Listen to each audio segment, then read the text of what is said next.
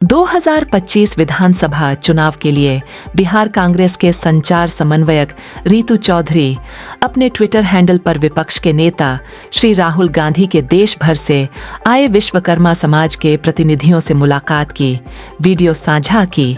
इस दौरान राहुल गांधी जी विश्वकर्मा समाज के प्रतिनिधियों से उनकी समस्याओं और उनके समाधानों पर विचार विमर्श किया। वीडियो में विपक्षी नेता जातिगत जनगणना होने पर जोर देने की बात कहते हुए उनके समाज के लोगों के समस्याओं को सुनते हुए नजर आ रहे हैं।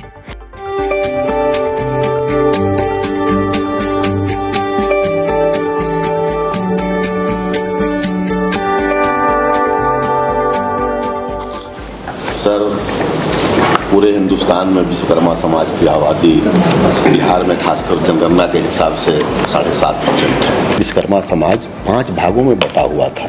बढ़ई, लोहार, सोनार, कसेरा, ठठेरा, कुम्हार, लेकिन सब अलग अलग थे। तो आज समय की मांग है और परिस्थिति है कि जिसकी जितनी संख्या भारी उसकी उतनी हकदारी। तो हम लोगों ने पिछले 6 वर्षों से लगातार दिन रात 24/7 काम करके ये पांचों को एक किया। सीनियर ब्यूरोक्रेसी में आपका कोई नहीं? जी नहीं है। मीडिया में आपका कोई नहीं? नहीं है। कॉर्पोरेट इंडिया में आपका कोई नहीं? नहीं है। हायर जुडिशरी में कोई नहीं? नहीं है। सीनियर जनरल्स में कोई नहीं?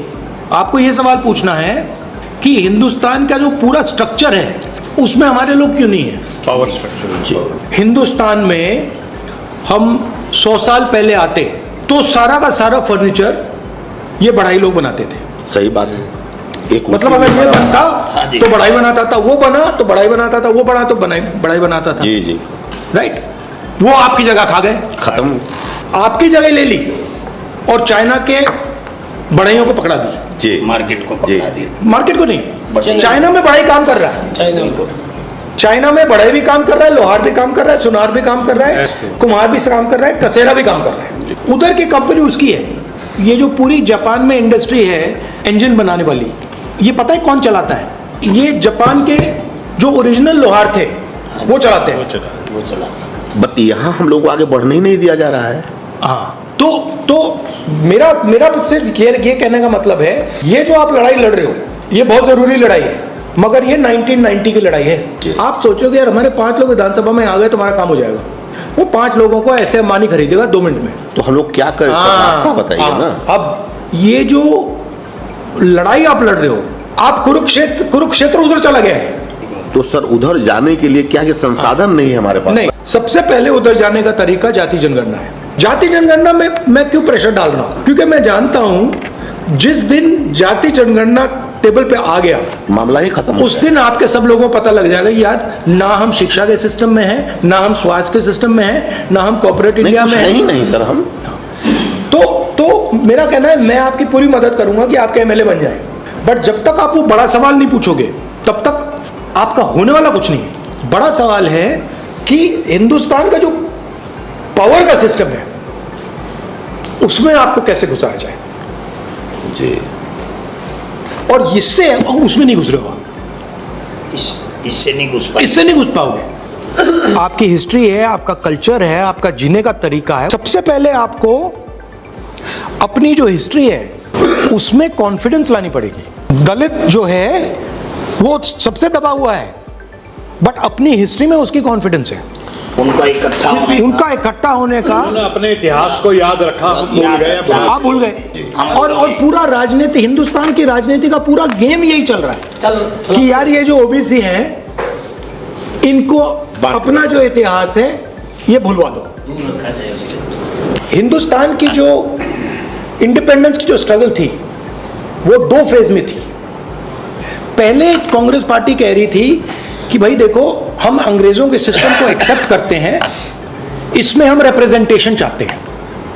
1929 में 29 में गांधी जी और नेहरू जी और इन सब ने कहा कि हम रिप्रेजेंटेशन नहीं चाहते, पूर्ण स्वराज, हम पूर्ण स्वराज चाहते हैं, हम पावर चाहते हैं। अभी आप लोग रिप्रेजेंटेशन की लड़ाई लड़ रहे हो। अभी आप लोग कह रहे हो कि भैया हमें रिप्रेजेंटेशन चाहिए, इससे आपको कुछ नहीं मिलने वाला। पूर्ण स्वराज चाहिए आपको अभी आप पावर के लिए नहीं लड़ रहे हो, अभी आप रिप्रेजेंटेशन के लिए लड़ रहे हो। मतलब पावर यहां पे है, आप कह रहे हो यार 2 कुर्सी हमें दे दो, भागीदारी हो जाए थोड़ी सी। 2 कुर्सी दे दो, आपने मुझे बोला जी कि भैया हिंदुस्तान में कि 5000 एमएलए है, मैं 5 दे दो, मतलब 1000 में से 1, जी राइट? आप मेंटली रिप्रेजेंटेशन के लिए लड़ रहे हो, पावर के लिए नहीं लड़ रहे हो। जब तक आपने ये अपने माइंड में नहीं बदला कि मैं रिप्रेजेंटेशन के लिए नहीं लड़ रहा हूं, मैं अपनी हिस्ट्री के लिए लड़ रहा हूं, मैं पावर के लिए लड़ रहा हूं, तब तक ये गाड़ी आस्ते आस्ते आस्ते आस्ते आस्ते चलेगी, थोड़ी देर बाद ठक रुक जाएगी। आप जो लड़ाई लड़ रहे हो, आप बहुत कम स्पेस के लिए लड़ रहे हो। आपके माइंड में ये सवाल नहीं उठ रहा यार ये छोड़ो यार, मैं एक कुर्सी नहीं मांग रहा, मैं आधी टेबल मांग रहा हूं। जब तक आप आधी टेबल नहीं मांगोगे तब तक आपके लोग आपके पीछे नहीं खड़े होंगे, क्योंकि वो सोचेंगे यार ओबीसी वर्ग सोचेगा यार ये तो मतलब हम 50% ही 2 कुर्सी मांग रहे हैं यार। मेरा लक्ष्य है कि कांग्रेस पार्टी की जो लगाम है वो मैं ओबीसी, दलित, आदिवासी, इन कम्युनिटीज के हाथ में डाल दूं, क्योंकि यही आपका हथियार है। आप हमारा नेतृत्व कीजिए, समाज आपके साथ तन मन धन के साथ रहेगा। ये नहीं कि कल बिहार में ही रहेगा, इतनी मैं आज सबके सामने वादा करता हूँ पूरे हिंदुस्तान में आपके साथ है। ये आपने जो जनगणना का जो लोकसभा में उठाया था, करवा के रहेंगे, वो आपने मनवाया, आपकी जीत है जी। तो हम लोगों के लिए बट ये कराएंगे नहीं, ये बड़े बदमाश है ये। जब से आपने आवाज उठाई थी उसके बाद हमने क्रीमी लेयर के खिलाफ रोहतक से लेकर चंडीगढ़ पद यात्रा, पैदल यात्रा कीजिए। पद यात्रा वेरी गुड सर, हमने धूप में। मुझे अन्याय अच्छा नहीं लगता, तो जब मैं देखता हूं कि भैया अति पिछड़ों के साथ अन्याय हो रहा है तो मैं वहां जाता हूं, मैं अन्याय के खिलाफ, मुझे वो नहीं अच्छा लगता। मेरी कोशिश है बिहार में, नॉर्थ इंडिया में, कि जो अति पिछड़ा वर्ग है उसको रिस्पेक्ट मिले, उसकी जो हिस्ट्री है, उसका जो ट्रेडिशन है उसको रिस्पेक्ट मिले, और उसकी जो ओरिजिनल जड़ है जो बीजेपी आरएसएस लोग काट रहे हैं उसे एक बार फिर मतलब मजबूत बनाएं।